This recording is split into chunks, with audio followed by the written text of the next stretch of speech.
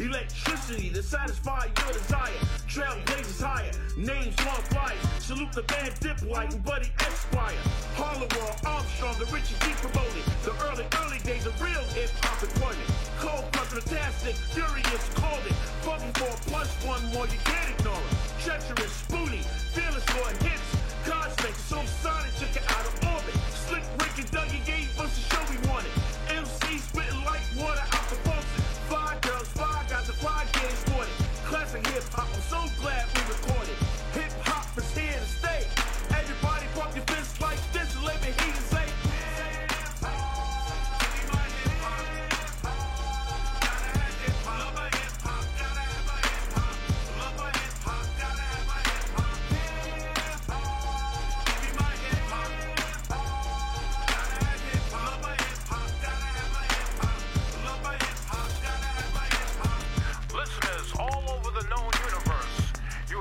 Experience the greatest musical event in mankind's existence. A line of events in a game with players named that shaped the world over, touching every culture, bringing in a new way of thinking. Peace, unity, love, and having fun.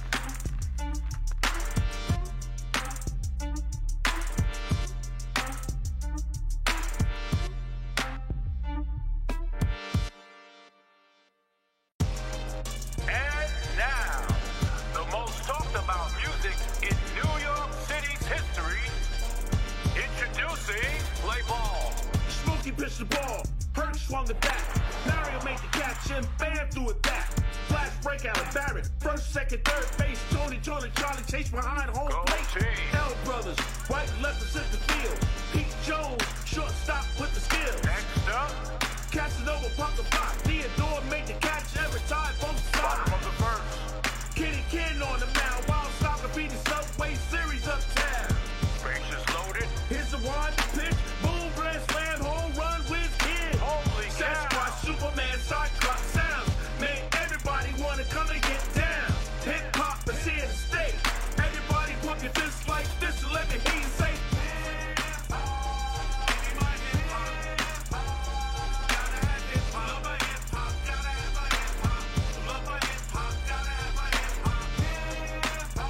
Hello, everyone. We will be starting shortly. Give you guys some time to get your notifications correct. Or sharing with your friends tonight. Topic, Ring Around the Rosie. We have a lot of things we're going to talk about, and all our conversations are interjected with each other some ways around. So, hence the title. So we're going to talk about some world news and you. We're going to talk about some topics that's going on today. Topics that's going on with us. And you guys, so stay tuned. And, sit tight. Zoom Nation rolling deep, representing hard. The PALT connection, ecstasy garage. Hip hop is here to stay. Everybody pump your fists like this and let me hear you say.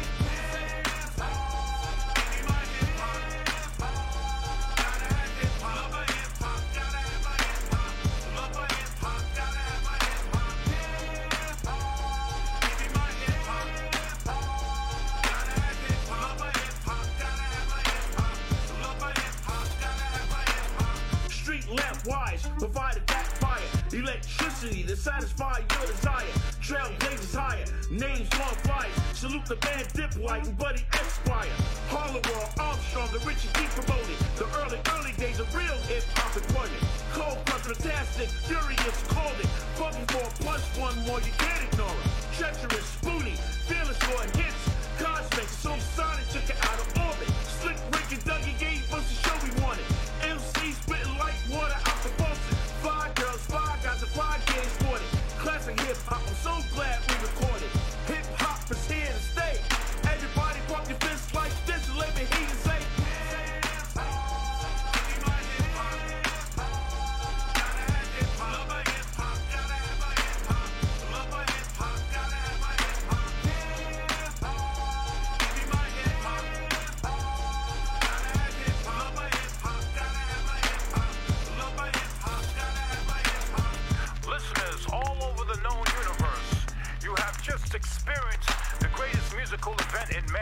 existence.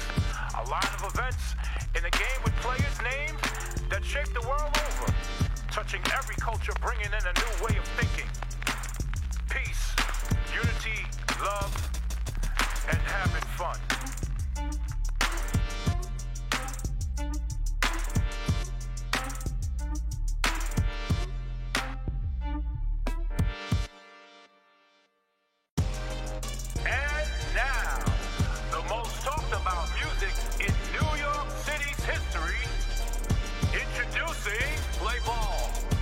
Pitched the ball, Hurt swung the bat. Mario made the catch and Bam threw it back. Flash breakout of Barrett. First, second, third base. Tony, Charlie chased behind home plate. L brothers, right, left to center field. Pete Jones, shortstop with the skill. Next up, Casanova popped the block. Theodore made the catch every time, both sides. Bottom of the first. Kenny Ken on the mound. Wild Soccer beat the Subway Series uptown. Bases loaded. Here's the wide pitch. Boom, grand slam, home run with kid. Holy cow. Sasquatch, Superman, Cyclops sounds. Made everybody wanna come and get down. Hip hop is here to stay. Everybody pump your fists like this and let me hear you say.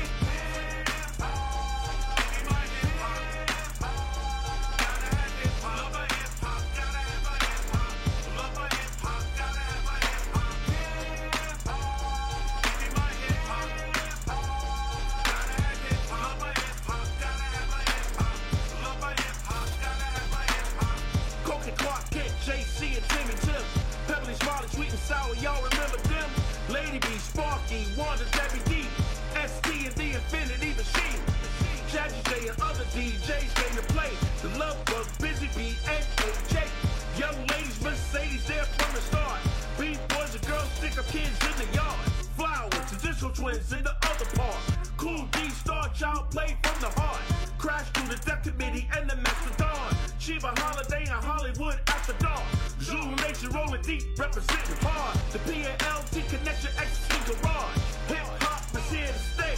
Everybody pump your fists like this and let me hear you say.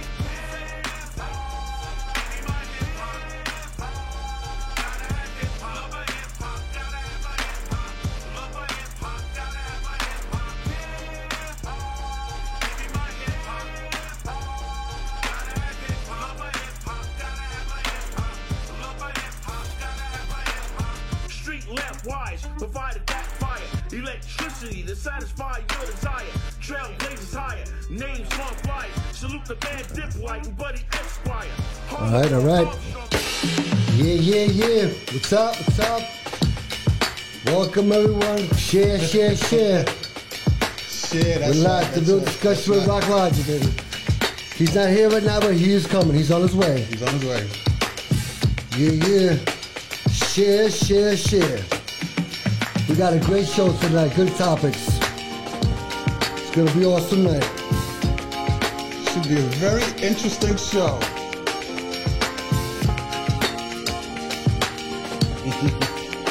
So yeah, we want to keep us sharing. Pass, send out the word.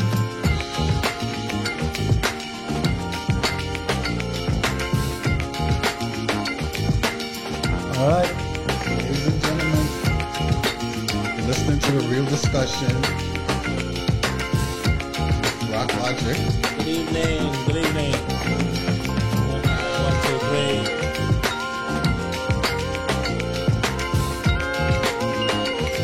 Yeah. 1, 2, 3. Check. We got a light. Thank you for that light. All right. Check. All right, Miss Map in the building, Miss Rich is in the building, Mariana Douglas in the building. Everybody piling in. That's what's up. That's what's up. Bring it in. All right. Good evening.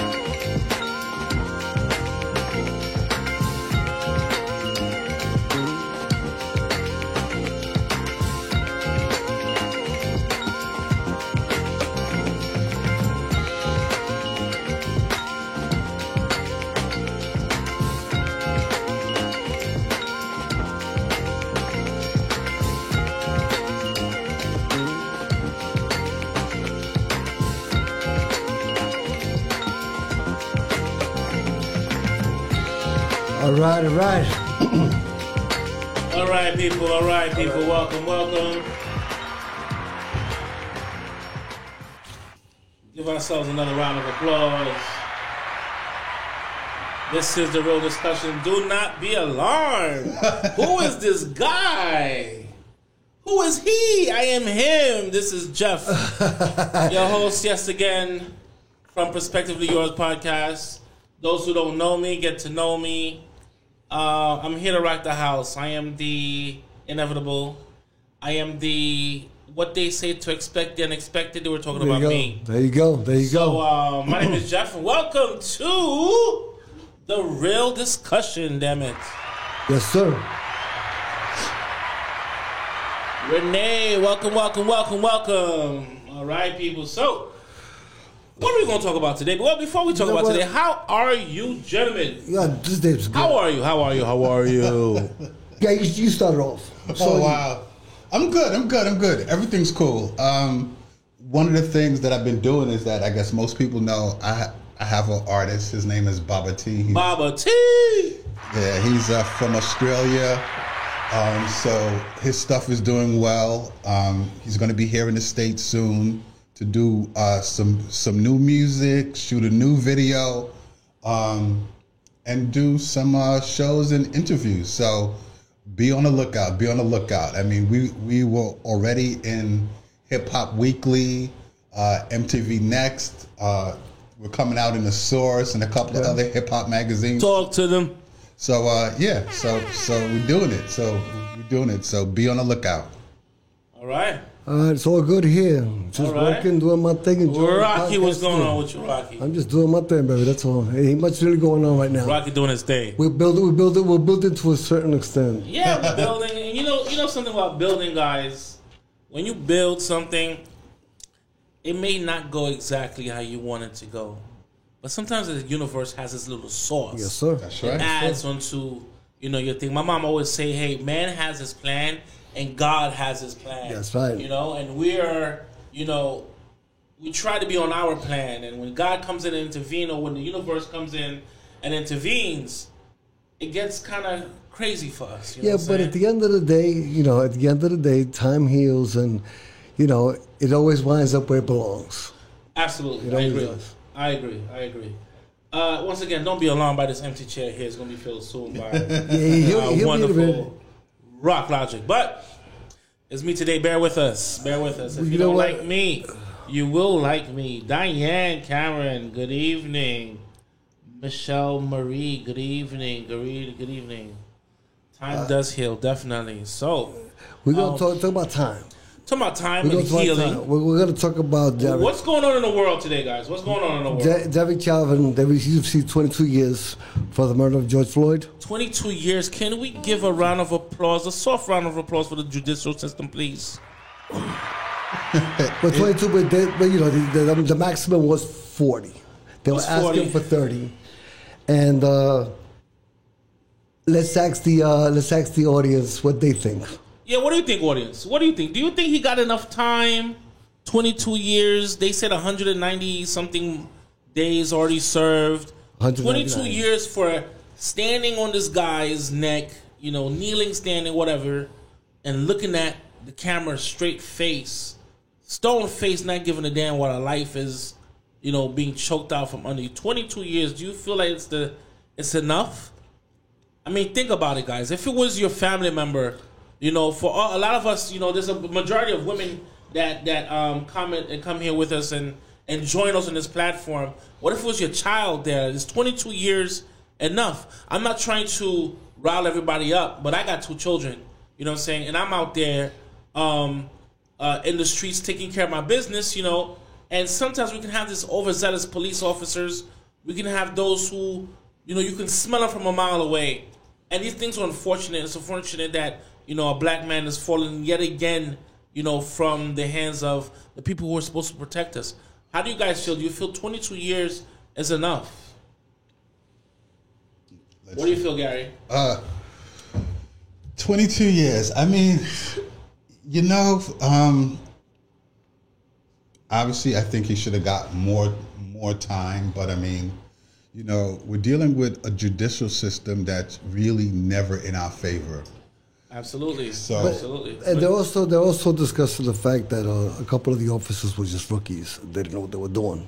Well, you know, there is a monkey say, monkey do culture in, you know, in all the municipalities. You know what I'm saying? When you get off the academy, you want to please your superiors. You know, the person who's training you, you think that person knows it all. The person's a field training officer, right? The person is paid extra to drop the knowledge of, you know, wherever you are working. And you're entrusted in that training, and for you to commit such act is crazy. So, I read he needs more time. A lot of people says that he needs more time. Renee says it's better than him walking. I agree, because inside of me I really thought they was gonna walk him. I really thought they was gonna walk him. I had hold on. Tatina Richards says he should have gotten life. I agree, right? Amy says that she doesn't think that's enough. Right? Michelle Marie says there's not enough time. So, hold on. Mariana says, if it was my son, I would have want the maximum sentence for murder. Yeah. Well, that's what the family wanted. Well, see, here's the interesting thing now. I'm sure that they're going to appeal it. Of course. Right. I'm waiting for that. Right. So to reduce the sentence somehow. And I kind of said this when a couple months ago when he got convicted. See, Trump and Mitch McConnell, they filled up the appeals court, so it's the next. So it's the next court up. Right. So there's another chess move. Exactly. So, being that now, look, we're all happy that he got this, right?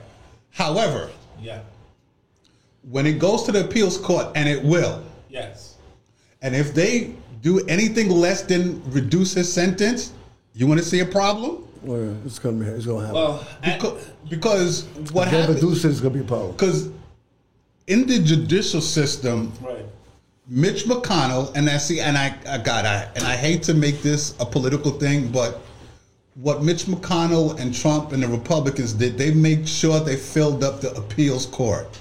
So any case that's won on the lower level, when it goes up to the appeals court, more times than not, is going to look to get turned over. Now, with this case being such a sensitive issue, you know, let's just hope that the appeals court leaves it alone, because if they do anything less than he already has. Yeah, if they try to reduce his sentence or overturn it, it's going to be a problem. It's going to be a problem. I agree.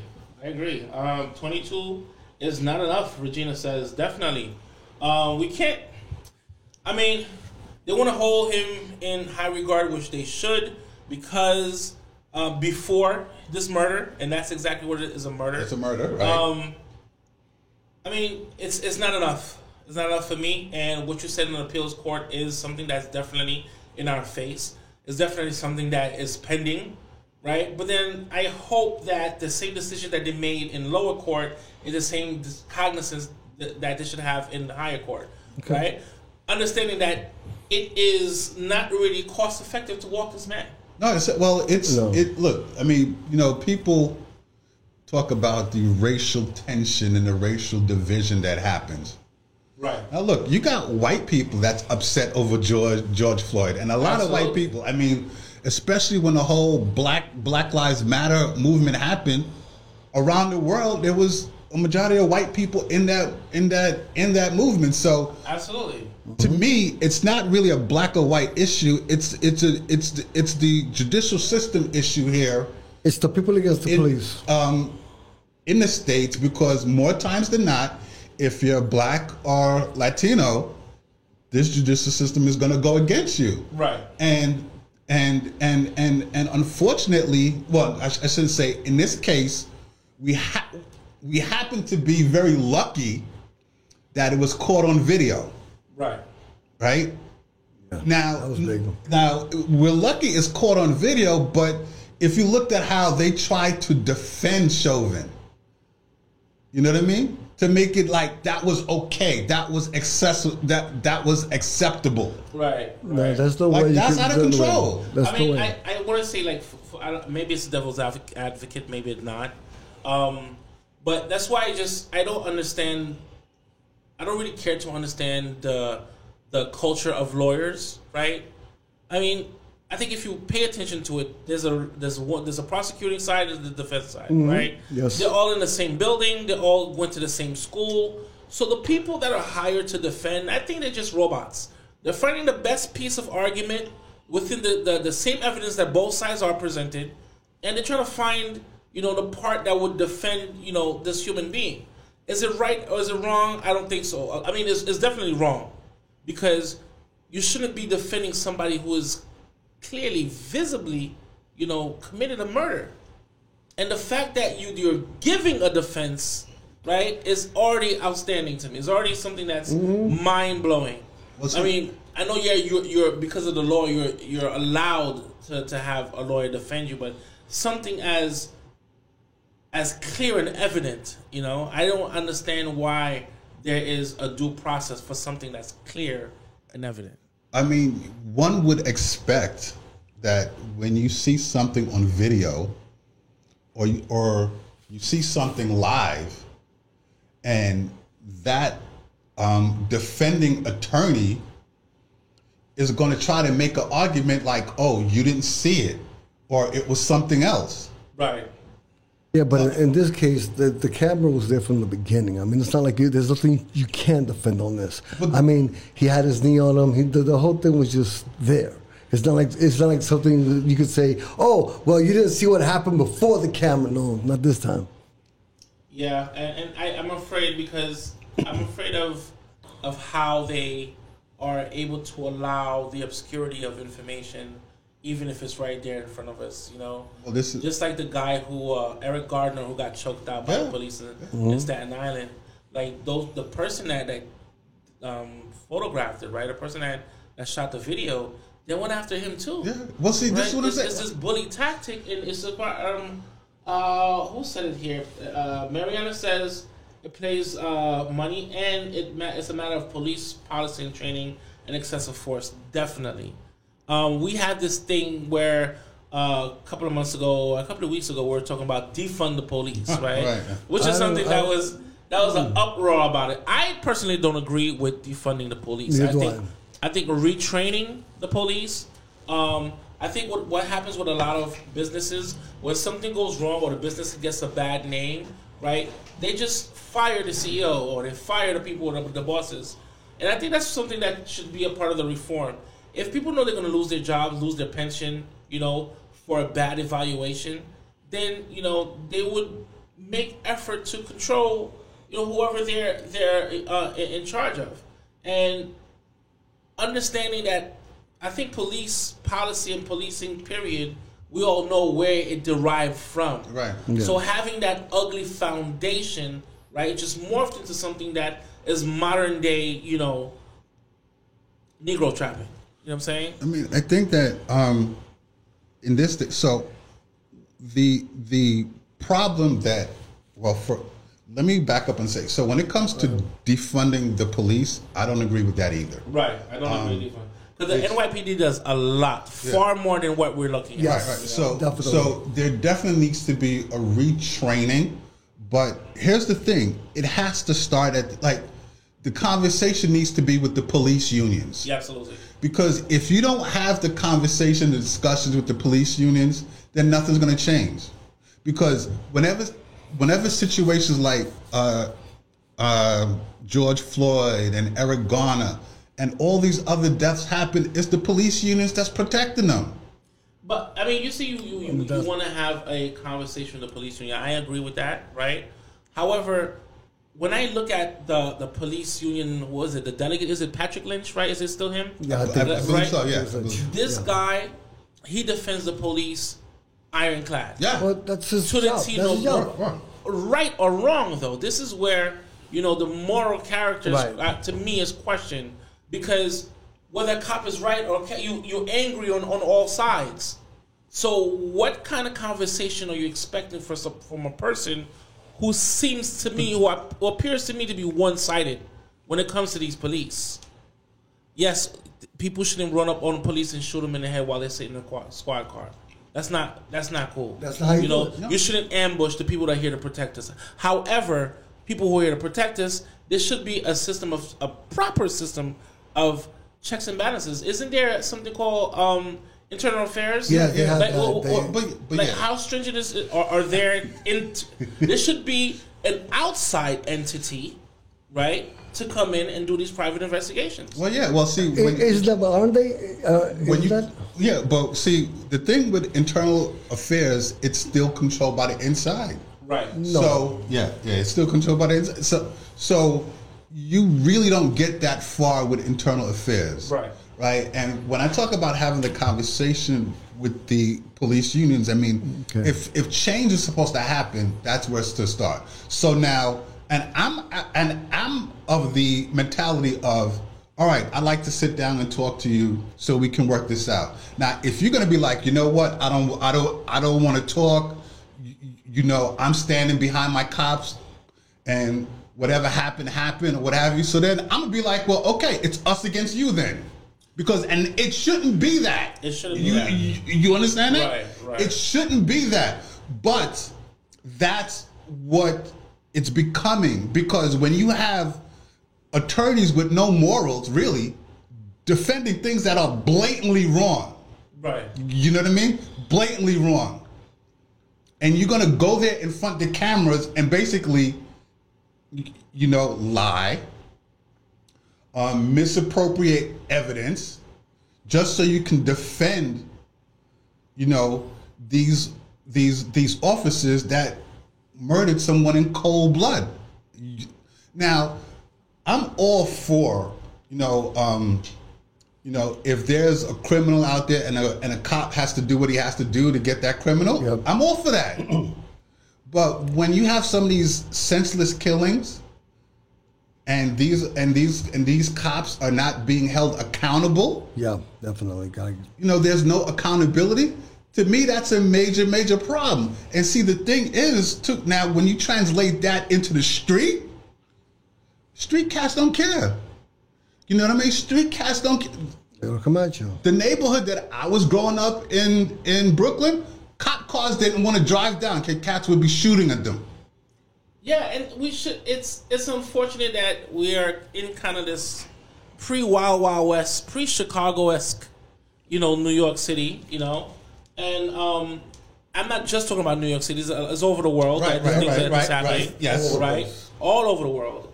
And to speak to this, you know, this culture, this police culture, is very disheartening. You know, it's very sad. It's very hard to deal with, and I don't want to get this wrong. There's a lot of places where there are a lot of times that police do sit down with the community, right? I follow a lot of police precincts, a lot of police commanders on Twitter, and they do put out, you know, posts where certain complaints are made by communities, right? And you know, a lot of them are black communities. You know, for example, you know, there are parts of communities where the truck drivers just park their semis, right? And it takes out, you know, parking for the community, or people who have like cars that's not registered, no plates, and then you find a way to stash them on the street. Right. That stuff, you know, it breeds ground for criminal activity, you know, and stuff like that. So the police have been listening, and they post, hey, you guys, you know, I had a request, and we're listening, and they made action. So the police are sitting down. They are making certain efforts, you know, to help the community. Now, what rises to the top is these things, you know, of course, you know, where they do make these mistakes. And what happens now is like the conversation seems to not be, you know, us working together. Is now like you said, Gary, you know, us versus you, you know, and it shouldn't be that. And, you know, I don't want to see a police officer get hurt. I want all of them to go home, you know, to their families. However, in the training, there's something wrong in the training. Definitely. There's something wrong. There's a fear that's not instilled with them. They walk out the academy to think that, hey, I am protected by everything. You know what I'm saying? This is what the general purpose is. General, you know, mindset is. Yeah, but also if someone's walking the streets, like your children, you want to make sure they come home. Absolutely. And you don't want it to be the police officer to hurt your children. Absolutely. So it's a two-way type thing. Reform is definitely important. Big time. Now, you know, within the police force, too, I also know a lot of black police officers. Okay. Right? And the black police officers, you know, the good ones, you know, there's good white police officers. I mean, there's good police officers, period. Right. But I talked to a lot of black police officers, and the things that they're going through with these within this thing, right? It makes their job harder. Of course it does. You know, they're looked at as, you know, sellouts, right? That's a proper word. I was looking for a clean word to say, right? They call them sellouts. You know, it's hard for them to be a black man and do their job. And within that too, you know, black police officers, they get racism within police officers absolutely. too. Yeah. They're treated like, a lot of them, like I talked to, that like you're treated like you're not a cop. You go in the precinct, and then the white boys, you know, treat you a certain way, and it's like it's cliquish. You know, it's like high school over again with badges and guns in high school. Like, what is the mentality here? You know what I'm saying? And I say that, you know, not to really just, you know, take the heat off of them, because they are officers, right? They're held to a high regard. It's just like if you want to take it back to medieval times, and you have the king and their knights. The knights are on the nice horses. They're dressed well. You look at them in high regard. If this person commits an act against the public, then it's like, whoa. Whoa. It's the same concept. And I think we need to lens it in different ways to make sure we keep the same narrative. We keep the same understanding that there should be a reform. There should be reconditioning, you know. Absolutely. From inside out, rewashing for them and for our sake too. Okay. What are they saying in the chat room? Yes. Let's see what do we got in the chat room. Let me see. Mariana Dundas says retraining is necessary. Rachel Espinosa says I'm against the defunding of police because I don't think that will make a change. We have the great Peso watching. Right. And then Rachel Espinosa also says, I think reform might be better. There is so much hate out there. I think something has to change. Yeah. Making a statue of a man who had a past is not bringing honor to the situation. I think what Chauvin did was horrible. Why couldn't the artist make something that stands for what love is about and how we should remember this should never happen or take place again? I agree. And we got MC Sticky watching. All right.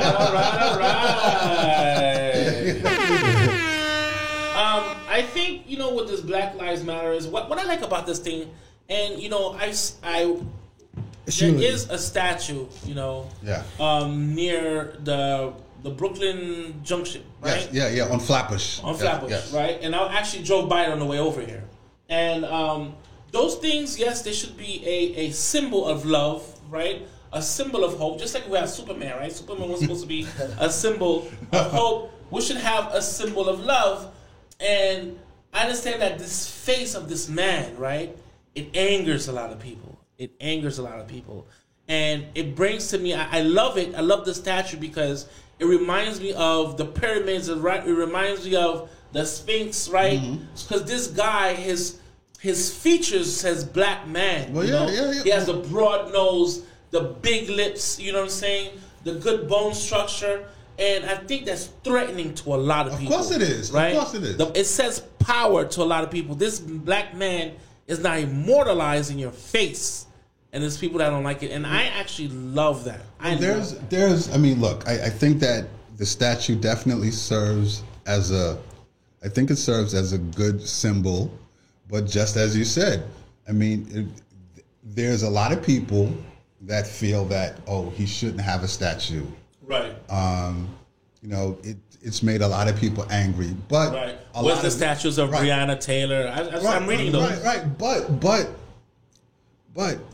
what has happened, I think it has come to a point where in what happened with George Floyd, and it came to this point where he's able to get a statue, to a lot of people on the right side, if you will, they feel like, how dare you do that? He's this person, he's that person, and they're missing. They are not getting the fact that you had a police officer really kneeling on this man's neck.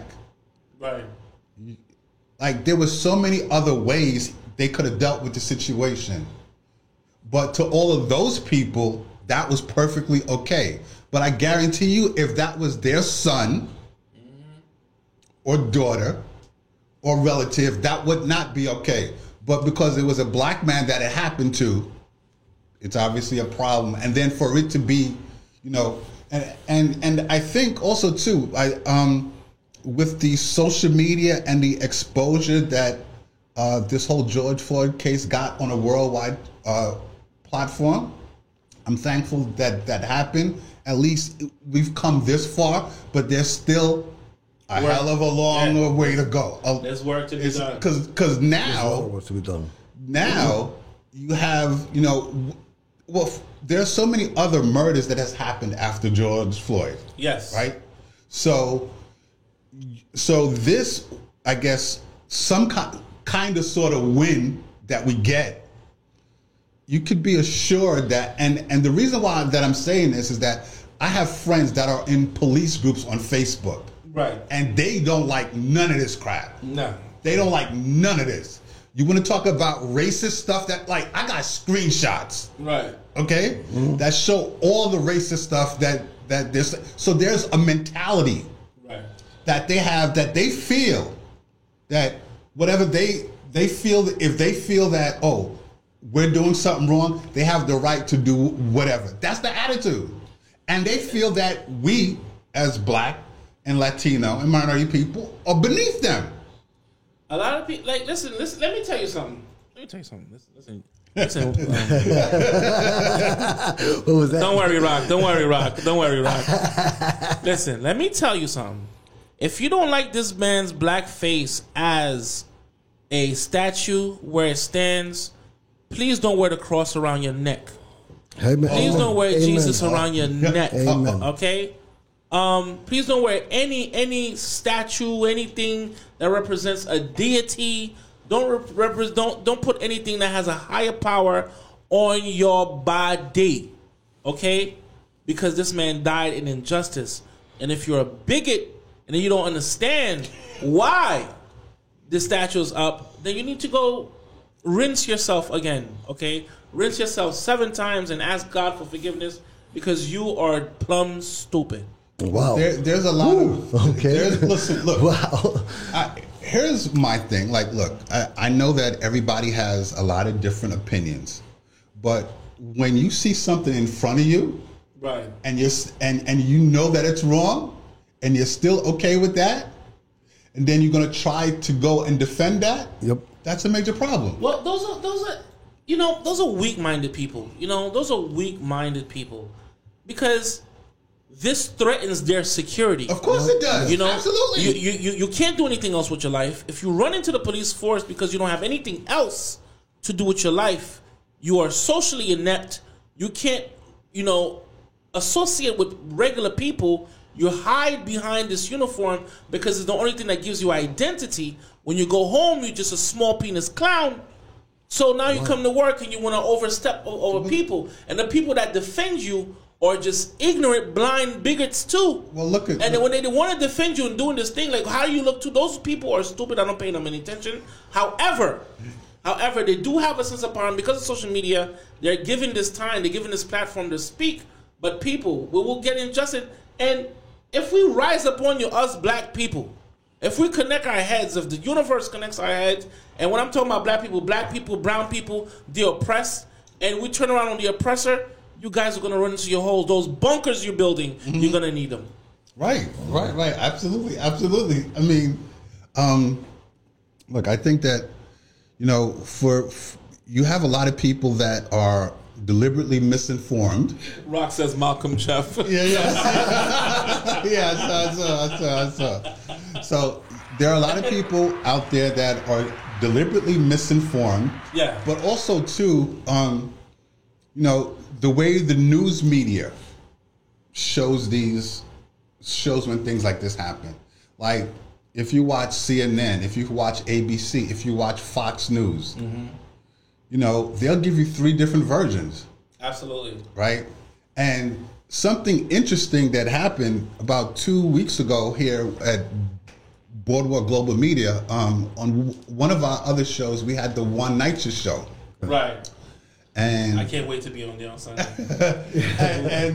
and we had Senate Majority Leader Chuck Schumer on. Absolutely. And 99% of the show was awesome. Right. Right? Awesome. He said a lot of amazing, wonderful things. The one comment that he made, which was not pleasant, but if you understood in the context and what he made in terms of the good that he was doing for special needs, right? The following day, conservative media picked it up. All over the place. And they turned it into something else. Right.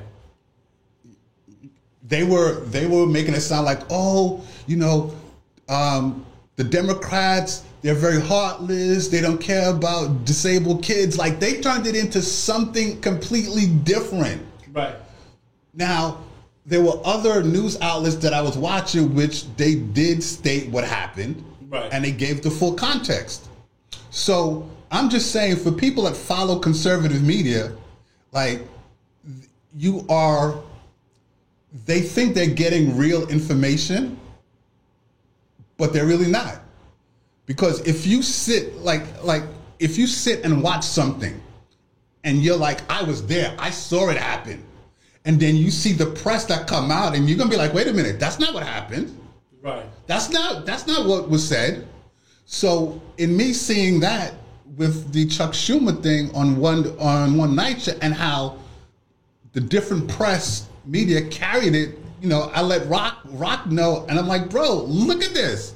I mean, look, it was great press for us, but it also showed me, like, anything that is said, you're gonna have certain press outlets that's gonna take it and shape it to be something else, and then people that follow that, you know, people that we got a new like.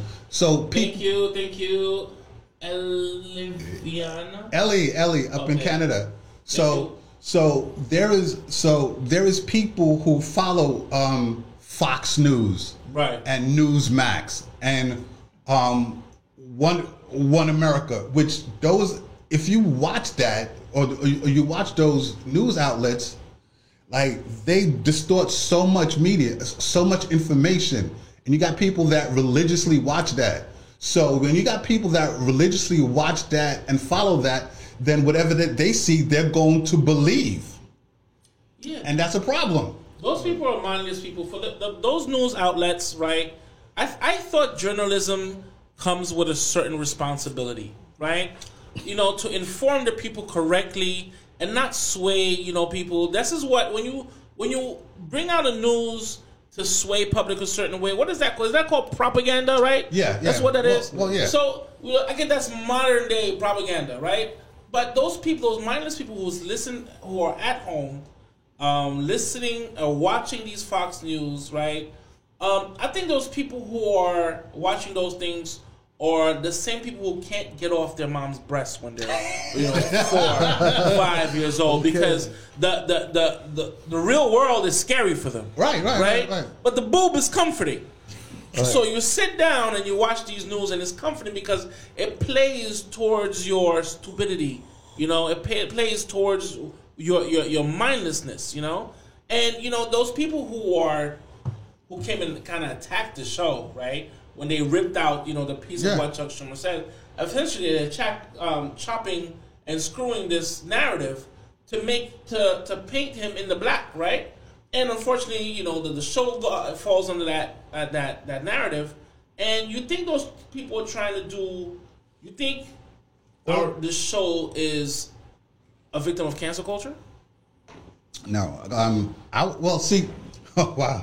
Cancel culture. I like how you slid that right in. That was clever. See, I don't think the show is a victim of cancel culture. I think, like, the show would have been, I think, you know, when it comes to cancel culture, it's, you know, people. What is cancel culture? Well, it's. What do you think it is?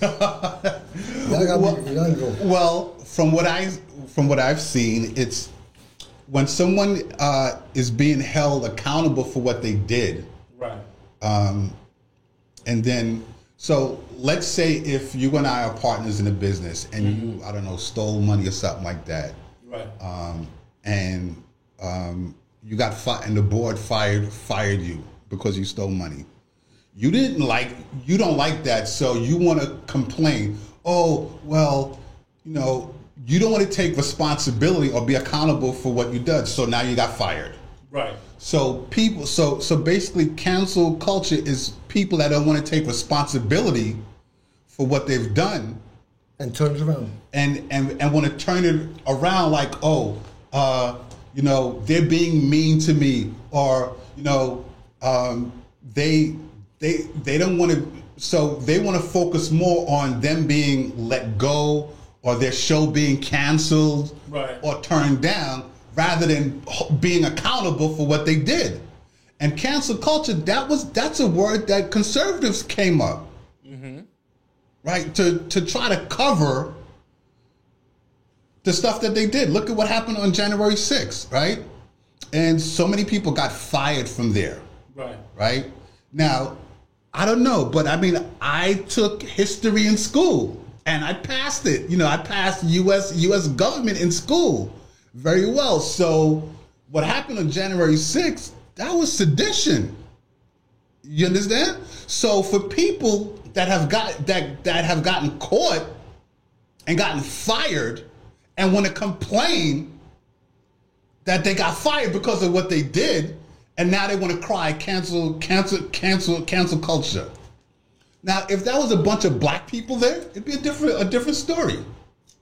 I agree with you. Now let's talk about cancel culture within the black community, right? Ooh, okay. Cancel culture within the black community is something that's wide, is something that's prevalent, and something that's pessimistic, because we, in a sense, are throwing away, people who do one-time mistakes. Right. We're essentially problematic at heart, right? And we don't have the patience. Like, for example, if you grown up at home and your mom has this beautiful vase and you're throwing the ball in the house, your mom say, "There's no ball throwing in the house." And you don't listen at first, and you throw the ball and you break your mom's vase. Mm-hmm. And let's just say you're 7 years old, and she kicks you out on the streets. Wow, that's crazy, right? Yeah. That's crazy. But if your mom just whoops your tail and then sends you to sleep, you understand, hey, okay, I broke my mom's vase. Now no ball throwing is not allowed in the house, right? Mm-hmm. Cancel culture is like your mom throwing you out at 7 years old, right? Now, definitely, people who need to be canceled, you have people like the singer that was doing the nasty thing, I forgot his name, R. Kelly. Yeah. R. Kelly definitely needs to be canceled, right? There are people that needs to be canceled, but cancel culture, I feel, it's demeaning to people who just make, one-time offense, right? And it's not good. And I think that is a sensitive world, right? People who are overly sensitive, people who are overly, overly want to show what their feelings are on the internet and not really emotionally invested in the situation. Well, yeah, I mean, everything can get washed up.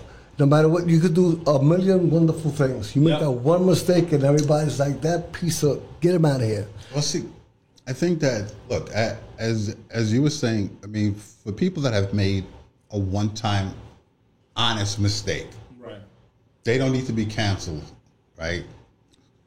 However, now you got other people that deliberately know what the hell they're doing. They know exactly what they're doing. Like, for example, like the Jesse Smollett, right? Yeah. That's crazy. Yeah. That's crazy. How you show your face after that? Yeah. But we don't see him anymore, right? No, we don't. Yeah. But I mean, it's for the people that deliberately know, they know what they're doing. They know the wrong that they did. Right. And when the light is shed on them to be accountable for it, right? Because now, for whatever they did, they either got fired or their show is canceled or what have you. Now they want to be upset because they don't want to take responsibility for the wrong that they did. So people enjoy that. Right. Let's talk about Ellen, right? Ellen, yes. So what's going on with Ellen? Is her show still on? I think her show is coming to an end. Right. So, I mean, I think you think it's something that's premature? No. I think she had, like a 20-year run or something like that? Right. Or close? And something happened within her, her production where, I think she was, being a bad boss, just to put a general sense on it. Right. I don't know the details, but she was not a person who was unpleasing to work with. Whatever the narrative was, but it was a collective, narrative of her not really being, a good, I guess, chief of her own, empire. You know what I'm saying? So that and COVID thrust her into another, niche. She won't be off TV, but I think she kind of got a piece of cancel culture too. Right? I mean, possibly. I mean, I think that she, New Jersey in the house, Hillary. Oh, my cousin, my cousin. I think with her, she's had quite a bit of run. I think that with people that's in her status, if you will, there's the public image, right? Then there's the behind the scenes image, right? And more times than not, well, I shouldn't say more times than not. Some of these people may not be the most pleasant to work for or work with. And I think in Ellen's case, there were a couple of staff members that came out and was like talking about how she's not the most pleasant person to work with. But also I look at the timing. I mean, she's, you got to look like Ellen kind of took over from Oprah. Yeah. She's the megastar, definitely. Right. She kind of took over from Oprah, and she had a long run before these allegations came out. Right. Now, and I'm not saying it's not true. What I'm saying is just, I'm sure that there are people that's been there for the whole time. Right. Right. So I think I don't think that her show really is a product of cancel culture. I think that it was just a timing issue. Mm-hmm. Although there was some things that did happen on her show around the same time the whole cancel culture was coming up, so I could see why some people could make the, I like some of her shows. Yeah, I mean, her shows are cool. I have nothing against her personally. I think there's another thing where we have a hard time separating the person from the image that they are. Exactly. Right? Yes. Especially when it comes to the people who are entertaining us, like singers, movie artists and stuff like that. When we hear that they commit an unworldly act, or something that's less pleasing, especially like with the singers who are, fighting with their girlfriends and stuff like that. We see multiple examples, right? And a lot of us find ourselves in the middle where morally, it's wrong. Yeah. But damn, he makes good music. You know what I'm saying? Morally is wrong. I mean, I just mentioned R. Kelly is an exception. He's definitely a creep. He could get out of here, But those things, are something that, these people are on the other side, the people who are being entertained, the us, right? Yeah. We're finding ourselves in that middle ground. And I like it because we can't really judge people. Because to judge this person, we have to judge ourselves, right? Because, for example, we have, like, Chris Brown. Yeah. Right? Chris Brown, it's easy to jump to, nothing against the guy. He did what he did, with his girlfriend, and he paid his penance, right? Mm-hmm. He did a violent act towards his girlfriend. But then people who really, really, really like this guy, his music, right? So if you say, hey, I forgive him, morally, where do you stand? Or if you say, hey, he's just, a creep and, I don't forgive him and I'll never listen to his music again, it also puts you yourself in the stage too. So I kind of like the mental exercise that, we have to succumb to, because we really like these people because what they do for us as entertainment, but their personal lives is something that you know, they're humans. Yeah. They're humans.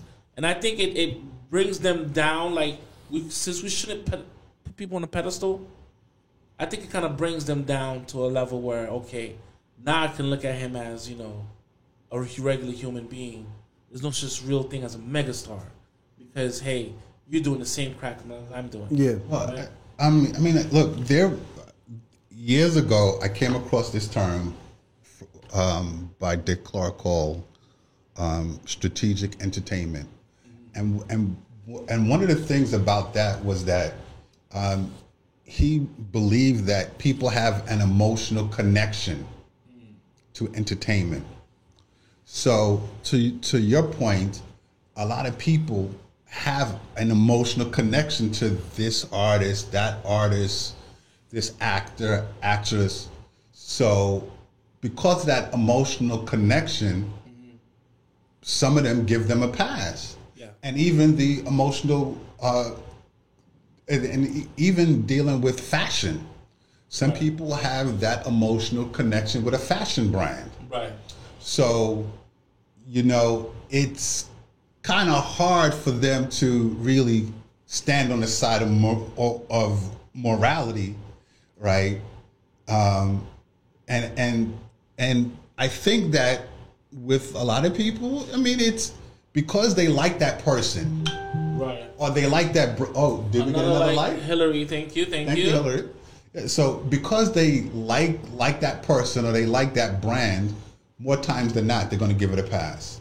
I know, like Gucci, for example. I was going to. Yeah. So when I was in high school, one of the clothing lines that I used to wear a lot was Polo. Okay. And I told Rock this story, and me and Rock got into a little spat. But at that time, I used to get GQ magazine all the time, and not only myself, but a lot of people, a lot of guys in my school wore Polo. Spent a lot of money on Polo. So in the GQ magazine, one of the executives from Polo's said, "Black people make the value of his clothes go down." I thought that was similar. Well, that's a whole nother story. Okay. But, yeah. Hilfiger, right? And that was, and I, Timberland did the same Yeah, shit. they did the and thing. I had the GQ magazine, but unfortunately, my mom at that time cleaned my room and threw it out. Right. But I specifically remember that because I stopped buying Polo. You know what I mean? And I moved to Tommy Hilfiger. Right. Right? And I remember with Tommy Hilfiger, for those of you that live in New York City and was in the hip hop scene at that time, Tommy and his brother Andy, they used to be in the hip hop clubs. Right. So, you know, so they was very welcoming, if you will, to the hip hop community, and a lot of artists started wearing their stuff in the video. So I bring that up to say, when I saw that article from the executive at Ralph Lauren say that, I'm like, I'm not spending my money with you no more. Right. I moved to someone who appreciates, or you know, who's going to appreciate me buying their clothes, appreciate my people buying their clothes. So that's just me. But then some people, they may be so brand loyal that, you know, they don't care. I'm gonna try something different. Nothing about this. I'm gonna change the whole conversation right Let's now. go. Let's go. All right, we're gonna put the chat room involved in this. I'm gonna ask a question to the chat room. All right, this is the question: what do you do with a spouse or friend or girlfriend who is very loud and you're not? How do you handle the situation? Ah, that's a good question. Yeah, good. So if she's the fire one, Right. And you're the water. But it goes both ways now. This is a two-way conversation. Well, you know, opposites do attract, right? Yes, sir. And some men are attracted to the spicy kind of woman, you know? Not the docile type of woman, but the woman who just, out of nowhere, she got your attitude. You know what I'm saying? I like a woman with a little attitude. A little sass. Like, talk back to me. Like, yeah. You can't whoop my ass. You know what I'm saying? I'm 6'3", 400 pounds. You're not going to do nothing to me. Poison me, maybe. But if you have, you know, an attitude and you're like 5'4", 135. You better watch your back, though. I love it. No, I'm not gonna listen. I'm not gonna underestimate nobody. Like, you start arguing with them. They got the ball. My mom is 5'6", and she whooped my brother who's 6'4". Okay, so I'm not gonna underestimate anybody. But you know, and we're talking about the law of attraction now, right? Right. So now, if you have a little girl with a little sass, that may be sexy to some men, but pepper have its own degree, right? Yeah. You may take a pepper, you smell it. You won't know how much raging it is until you bite into it. That's true. And sometimes when you bite into it, it's too late. So, to go for your question, how do you deal with a hot pepper that's burning your mouth, but you love it? Well, I think just as you said, there are some men who like that woman, that lady that has that attitude, that has that fire. Personally, you know, a little spiciness is good, but I mean, all that crazy stuff, I'm not. I can't. I'm not gonna happen. I'm not tolerating that. What about the person that just sit there? Let's say she's driving, right? And she says, "David, that son of a," and just sit there going, "Yo, he can't hear you. I could. Can you shut up?" Can you shut up? Well, now you're talking about road rage. Yeah, right? you know, just things in general. Some people can't handle it, man. I mean, if you're with this person and they love to be overboard, it's their thing to be overboard, and a lot of people are like that. After a certain age, they're not going to change. You know what I'm saying? If you're the cool kind of person, now, my question to you is, if you're with this person that's the hothead, right? Mm-hmm. And you're the cool head, does the hot bother you? Well, it depends. Because we're talking about pepper, right? Let's just as an analogy. right. We're talking about pepper. So now everything should have a little spice. Everything's good with a little spice to a certain degree. Oh, definitely. Not until it gives you indigestion, right? But it has to have a little flavor, you know, a little kick to it. You know what I'm saying? If you're sweating at the end of the meal, it's beautiful. But if you're going to the bathroom and it's coming out as hard as it comes in, then, you know, you may be in trouble. But so, how you circumnavigate that? I don't know. What do you think, Gary? You're about to get the chat room. Nobody? Let's see what's in the chat room here. Mandy from Australia says, I can't deal with crazy peppers. Mariana Dundas said, maybe just have a discussion with her. She also says, sounds like a person who doesn't filter all the thoughts that come out. All the thoughts that come out. Well, I mean, see, again, so I guess I'll have to look up myself. So if I'm going to be in a relationship with a woman, then I have to, like, there's certain things that I just need to know. And one thing is definitely, I'm not going to tolerate a hothead. Just not. Well, what if it's too late? Like, Mariana says, do you love her? Do you love her? Yeah, at the same time you said it, maybe it's too late. Do you love her? Do you love the pepper now? Oh, I love pepper. All right, but if you've been eating it over time, you know how people, you know, like late in time where you used to tolerate certain things and now you don't tolerate it anymore. Yeah, no. You know well, you know, it's called growing up. Right. So sometimes, you know, you can eat cereal and milk to but as soon as you're 37, 38, you're lactose intolerant. So is this kind of what's going on right now? Is it that you had this degree of pepper and now over time this pepper is becoming, you know, giving me indigestion? Like, I just bought this up. Take it. Some people, look, I got a friend who he argues with his wife, and they've been together, I don't know, like 15 years. Right. And it just boggles my mind. Like, it gives me stress. Yes. You understand? I couldn't do it. I couldn't do it, man. I couldn't do it. Well, you know, there's certain women that I has admitted to me that they purposely rile their man. I've heard that too. Yeah. Just to feel like, you know, just to get some attention. Yeah. And they like the angry sex. You know what I'm saying? La Fonda says stay away from jalapeno peppers. Absolutely. Absolutely. If you love it and talk with her, find a way to let it roll off for you. That was Mariana. I agree. There's a lot of ignoring that should happen. You know what I'm saying? Just you know, when you have children, and they get a certain age, and some people come over. I had a time where my children were like 3 or 4 years old, and they're all over the place. They're bouncing off the wall, and the person would come over. We were having a conversation, and they say, "Hey, don't you hear that? Like, don't that bother you?" I'm like, no, they're children. I tune them out. Right, you know what I'm saying? Like, you tune them out. Right. So as long as they don't stop breathing, or you don't hear, you know, you don't register the noise that they're making. You get to block it out. So maybe that's something that you can, you know, incorporate with this relationship. Well, I think Not when you grow. Well, I think because there's tolerances there. Not when you grow. Here's the. I think when it comes to kids, right? Kids are going to be kids. Absolutely. You got to let them play. Because I mean, I have friends that they want to yell and scream at their kids for doing. No, you let kids play. That's what they do. Right. You know, you just got to make sure that they're not doing anything too crazy, right? But let kids play. Let them be a kid. Let them play. Now, as far as more adult, the adult situation in terms of what we're talking about, I can't. Like, I just can't. So, what does the conversation sound like? What is it? I mean, you get some people. Well, see, I'm so very picky.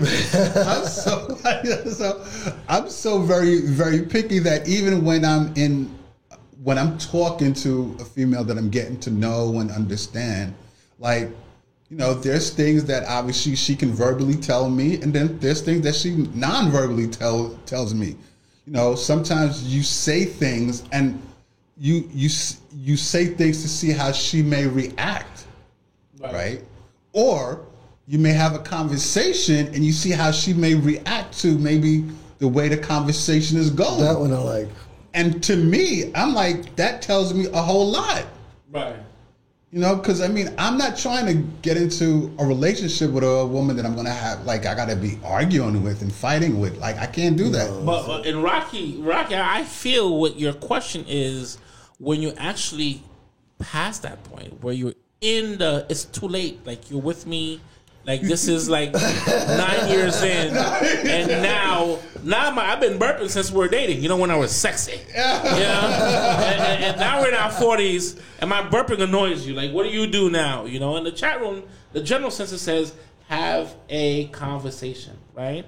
Mariana agrees with Gary, right? So and Mandy says that she agrees with me too. Absolutely, and in the dating phase, right? When you're talking to somebody, definitely that's what the dating phase is for. People, the dating phase is for you to sort out. It's not a later calendar for horniness. No, definitely the dating is very important right now. It's very important. But see, in the I guess I like to call it the talking stage.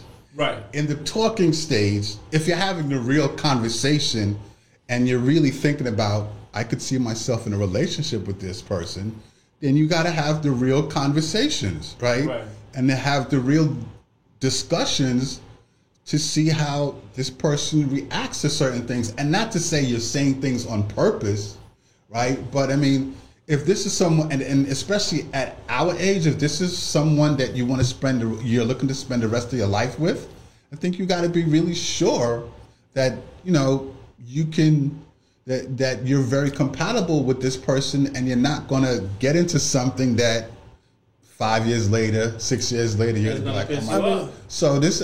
Look, people always tell me I'm super picky, and I don't care, because there's just, some of my female friends laugh at me when I say, I got a contract. Like, if she's not signing my contract, we're not doing it. It's not happening.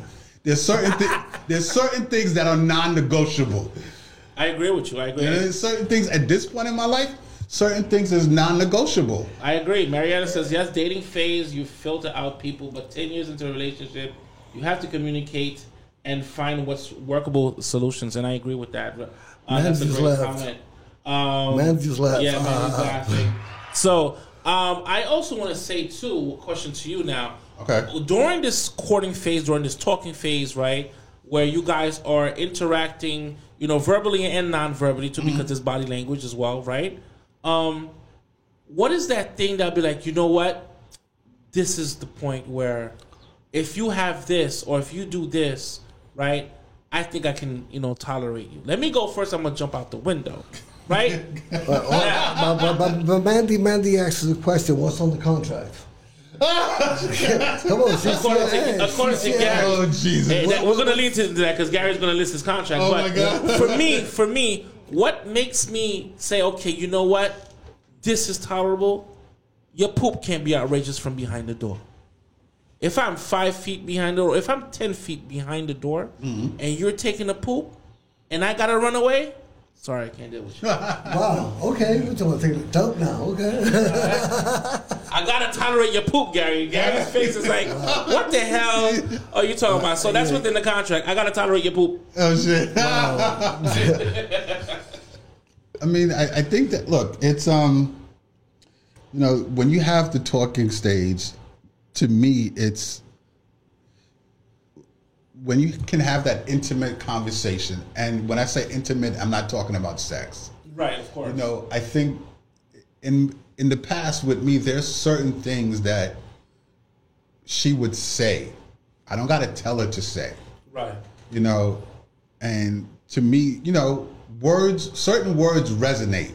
Right. Certain phrases resonate, and and you can tell when someone is genuine, right, or just telling you something that you just want to hear. Right. So with me, it depends on how the conversation goes and and some of the things, not only that she says, but how she responds, right? Because I think that there's a certain, well, as we all know, women are very emotional. Absolutely. Right. So there's certain things that you said that very carefully, Gary. So I think that there are certain things that when you're talking to a woman and she's really into you, there's certain things that she would say that would let you know that she really wants to either move forward with you or be part of your life or at least work for y'all to make something happen. Well, that's where body language comes in, I think. Regardless of anything, I think that's my body language. I mean, conversation is conversation. So sometimes it's like you see this,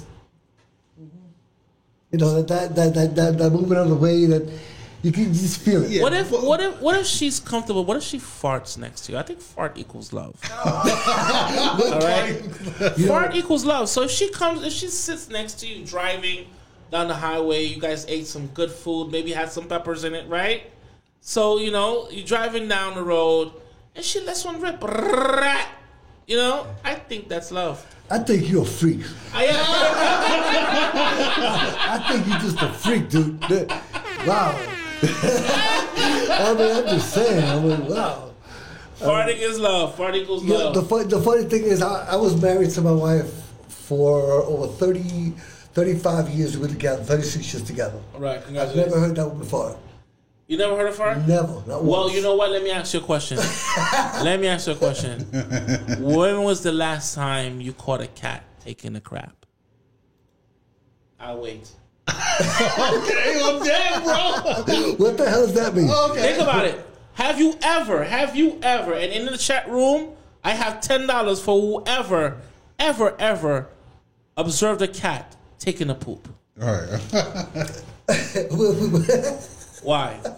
They say men are dogs, right? Yeah. Women move like cats. Yeah, that's true. Well, yeah. Well, Okay. Wow. So that's why, you know, they're the best cheaters. They never catch them. Right. They move slightly like cats. So, Right. if you never heard this woman fart, she has the integrity, right? And the respect for your face that she gonna keep that, with the kitty litter. But then see, here's the thing. So there's the type of woman. Oh, we have one person, Marianne. I got $10 for you. I observed my cat poop. So it depends on the type of woman that you're dealing with. Right. Because there's some women that are classy, where they're not gonna fart or even burp next to you. Then there's other women who's like, oh, they don't care. They'll just let it fly. Wait a minute. Hold on. Stop. Oh. What? Oh, go ahead. What if one of you fart while you're making love? Sherry Rouse. What if one farts while making love? Listen, those are. Let me tell you. You'll enjoy that. Let the freak come out. You're right up my alley. You're right up my alley. Listen, sometimes when sex go down, it can go down on a heavy stomach. Yeah. Right? you may be doing things, you know, and which kind of farts? Is it the front farts? Yeah. Or the back farts? The But front farts. it happened to me once, Yeah. you know, where, you know, what we call doggy style. We're grown people, right? Yeah, yeah. Doggy style. Yeah. And she let one whip. Yeah. You know what I'm saying? So now... And you said, Nah, I didn't do that. You know, you have this. You know, you look away. You know what I'm saying? You look away. but you don't stop. Right, you look But away don't while stop. you continue. I ain't gonna stop. You know what I'm saying? You look away, and then later on, you have a discussion. Like now, you have to pay for the dinner because I'm gonna have jokes on you. Say, hey, darling, remember that time where, you know, you mule kicked me in the face, right? With some booty noise. Mandy Emerald says you guys are too funny. Well, I mean, look, I think that And that's extra love. Like- To answer that question, that's extra love if she farts while making love. well, if she Well, but hold up. But when the front, when you make stop with the front farts, that means you're doing your job. I mean, farting period. If you're going to let loose, that means afterwards, you know, there's a time where you sit down, you know, well, not sit down, where you lay down next to each other and you have that giggle. You know what I'm Okay, saying? yeah. So I have something to giggle because the room going to stink, right? And I'm going to sit down and go like this. You smell that? That's you. well, That's Yo, you. I don't know. I don't know. See, I'm done. but see, I think I don't know. if you and your lady are having sex like that, then obviously y'all have established A comfort level, comfortability, a comfort level, and a comfort level. Right. But if it's someone that A one night stand. not even That's a one night stand, if you're maybe 2, 3, even 4 sex things in, Right. like she's gonna be careful. Like she's not gonna want to, you know, she's not gonna want to fart or do anything crazy. Well, What if you having post enchilada sex? but what if she farts from the front that you didn't realize and you making her fart? Listen, if you're pumping, and it farts. Listen, I've been with a woman and she was embarrassed. You know what I'm saying? You know, you pulled out and the thing goes, right? So, that sounds like the intro to our song. But look, there's certain situations where, you know, if you know what you're doing, you make the front part fart. I get There it. you go. Right. So, Tatina says sometimes when you're being twisted and bent in certain positions, it can happen. Right? You just keep on going. You damn right you keep on doing it. You damn right. And Sherry Ross said, I did that. Oh, aha. She farted. Ain't nothing but love. Ain't nothing but love. You fart during love making, that's nothing. Keep going. You don't stop. At the end, we have a conversation. Well, You know what I'm yeah, I saying? mean, like, look. That means next week you buy the Glade. But yeah, but see, I mean, if the type of conversation we are having, Jesus. Yo, hey, got the chat room going. That's what I wanted. We said ring around the rosy, right? There you go. So, There you go. So if you're having that type of sex where she actually farted and it's sort of smelled, Right. wow, that's pretty Another like, Sherry, thank you. That's pretty interesting. It's like, wow. But for the most part, We're not talking like casual sex now. We're talking about yeah, a rump. yeah, but You're rumping. but listen, You look like two wrestlers. You're going at it. but that I think that has to be, you know, you're going to be a couple of sex escapades in before you get to that level. Listen. If on the first night you fart on me, we're girlfriend and boyfriend. All right. What the hell is We wrong with you, girlfriend. dude? We rumpa dumping them. You let the butt trumpets fart. Listen. Wow. You let the butt trumpets go. We boyfriend and girlfriend. Chacho. Alrighty then. Yeah. Esa pendeja. See, we having great conversation. Yo. Goodness. Mariana said, would you rather her fart or hold it in? I mean, it depends on the woman. You know what I'm saying? Some women would be like, listen, I'm not going to have this guy smell this fart.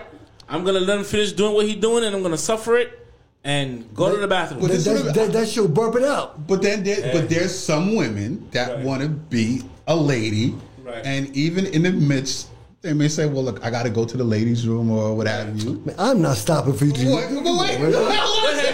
Go ahead. I'll let you finish. I'll let you finish. Let Gary finish. Let Gary finish. Let Gary finish. There's some What the women. hell are you talking about? There's some women that are ladies and Right. would want to either stop and say, well, look, I need to go to the ladies' room or I need to go to the bathroom. Then there's other women who just don't care. Like, let it rip. All right. So let me ask you a question, Gary. Yeah. Let me ask you a question, right? You both are going at it. Okay, that's what I'm saying. That's what I'm It's saying. going down. Yeah. Right? You're going at it, and you know that part where you know when you almost reach, like you can see the flag. Yeah, You're almost there. And she decides, oh, let me get up and go poop.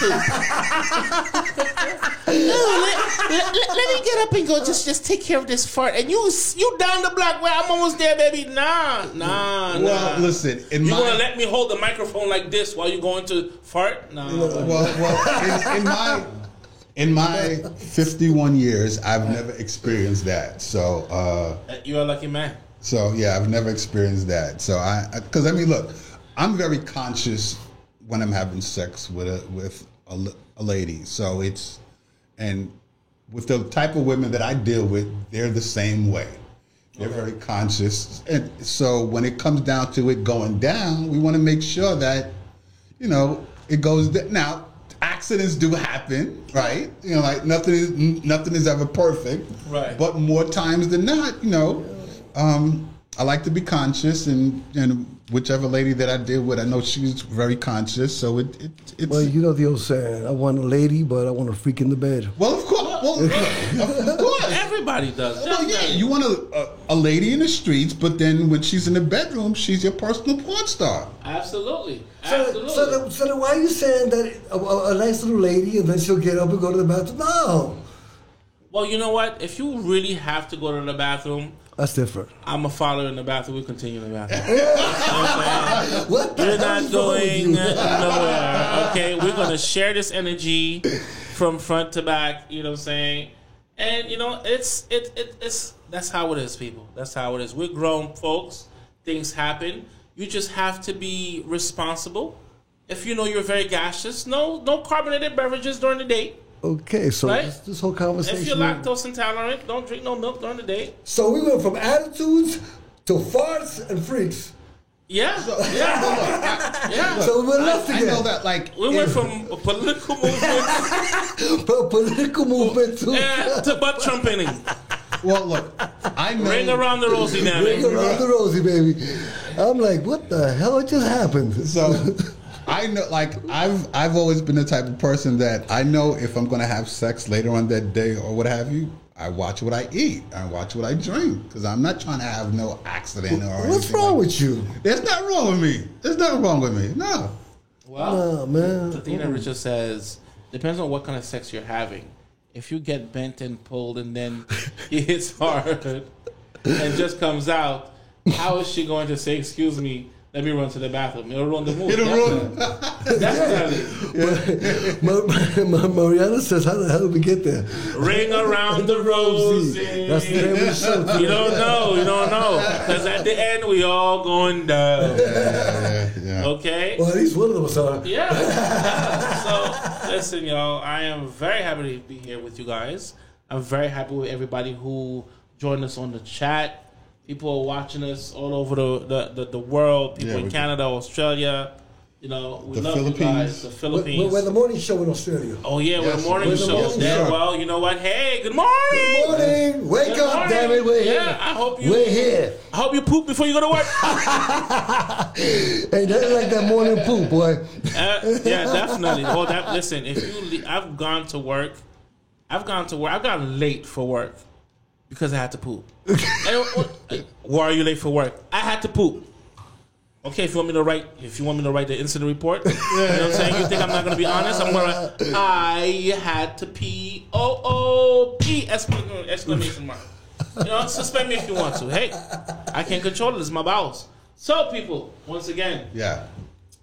Henry says you guys are humorous. Yes, thank you. We try. We try. So this is our show, people. The real discussion, because we discuss real things, right? Yes, sir. Yes, sir. Real thing that's going on in the world, real things that's going on with us guys, how we feel, how you guys feel. And we appreciate everybody who commented today. And on a serious note, Yes, sir. Never mind. Ain't no damn serious, no. Ain't no damn serious, no. We're not gonna end like that. You know what I'm saying? After pooping, at the end of the day, we're all human. You know what I'm saying? We just be real with yourselves. Be real with each other. You know what I'm saying? We have this social media thing that's everybody wants. Now we're comfortable being avatars. You know, show your real face. Show who you are. Be true to yourself. Yes, sir. And if you are in a situation where you are making love and you have a fart, so what? So what? The person's already looking at your butthole anyway. You know what I'm saying? The person's seeing your nipple crust anyway. All right? Something's out of place. And you guys are sharing your bodies, so, you know, a fart is nothing. So love yourself. Love each other. Gary, do you have any last remarks? Any last remarks? Wow. Gosh. You know, it was a wonderful show. Wait, let me see what time it is. Oh my God. Oh yeah. We in there. 8:30. Yeah. Look, it was a great show. You know, I want to thank everybody for being in the chat. Very engaging. The topics that we had. Gosh, I don't even know what else. Listen, it was a wonderful show. We thank you all for coming, for joining us. We have a lot of fun. At the end of the day, stay blessed, everyone. God bless you all, and we thank you. That's it. And like I said, once again, this has been the real discussion with Rock Logic, me, Jeff, Gary, and Rocky. Thank you guys. Thank you guys. Thank you. All right, it's chill, fellas. Are we off?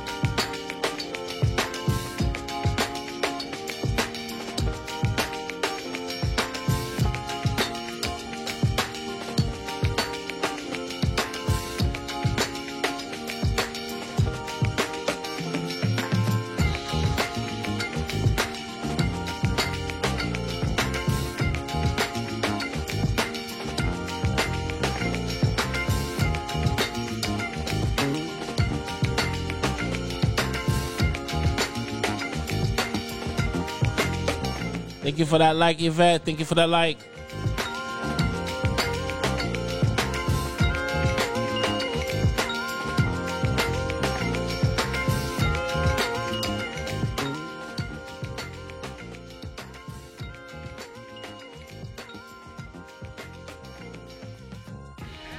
Now, the most talked about music in New York City's history. Introducing Play Ball. Smokey pitched the ball. Hurt swung the bat. Mario made the catch and Bam threw it back. Flash breakout of Barrett. First, second, third base. Tony, Charlie chased behind home Go plate. team. L brother.